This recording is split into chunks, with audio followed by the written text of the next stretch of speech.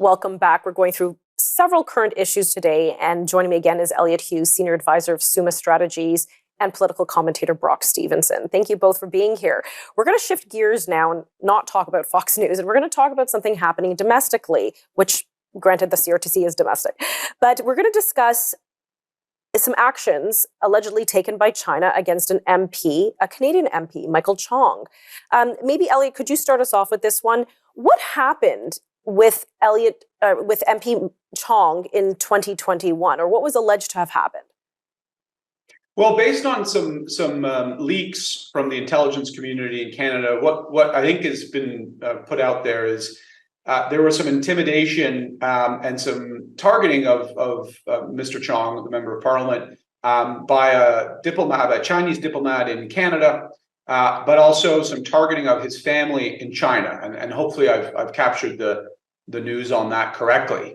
And what I understand is CSIS, so the intelligence service, had this information, but it never really made it to the desk of Mr. Chong. He was never briefed on that. And in fact, it doesn't sound like that information made its way all the way up to the Prime Minister or the Prime Minister's Chief of Staff. And there's some back and forth between, I think, the intelligence service and the political level on that front. Obviously, this is really concerning. I think there needs to be a much better system in place in government where if there is information about a member of parliament, and particularly if there's about, it's their family, this needs to be taken all the way to its sort of obvious conclusion, and the member needs to be briefed. They need to be made to understand what is happening, what potential threats are being made against them. I think the challenge here, as the last point, I think the challenge here is then what? What do you do in that case? Do you involve the RCMP? Are you going to boot out if there's a diplomat involved every single time? It becomes a lot more dangerous. I think Canada has been a little bit naive and late to the game on this one, where we're trying to catch up and figure out what our systems are when we get put into these challenging situations. Yeah, no, I think you explained that very well. Brock, was Canada late to the game? I mean, we hear a lot of concerns swirling around Canadian-Chinese relations. What is China's influence in Canada? To have a story like this drop, granted, this alleged report is from 2021, that there was intimidation of this MP's family in Hong Kong. Is this surprising? I mean, from what I'm understanding, and I read a lot about geopolitical issues, it sounds like this is not actually a one-off. This happens a lot, and not just with China, but with other nation states. Do you feel that Canada doesn't have a handle on this? We're late to the game, yes, but it's better to be late than to never act. We're expelling this official. I note, though, that China retaliated immediately and is expelling a Canadian diplomat. And I'd like to remind everyone that when Meng Zhao of Huawei was arrested, the two Michaels were arrested in short order after that. I think that's something to keep an eye on. Canada should focus on our global diplomatic interests. We should promote our rare earth elements and resources and show that we're a responsible miner in these, because that's why everyone's so desperate to be friends with China, is they control the future of the tech economy with all these resources.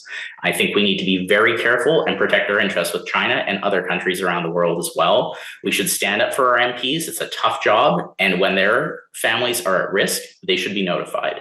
Okay, and that's an interesting perspective about Canada maybe getting involved in the rare earth, rare minerals sector. But getting back to what seems to be a tit-for-tat response from China, although I would say that they threw this first stone first. If this is in fact true, that these allegations hold, that MP Chong's family was intimidated, that was the first strike. So does Canada respond to that? Elliot, you comment? Well, I'm actually heartened in a way.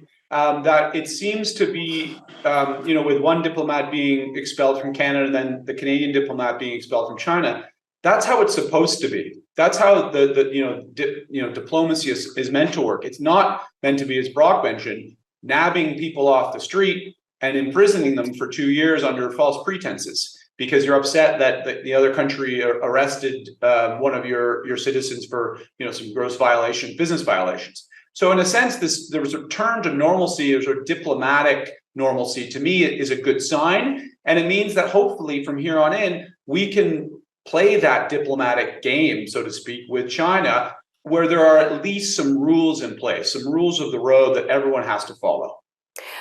Do you think they'll follow them, Elliot? Well, look, I don't know if it necessarily means that they're going to stop spying or trying to push the envelope on a number of fronts. As you mentioned, China is not the only country that does this. And there are other countries that perhaps we are also friends with and allies with who also do it around the world.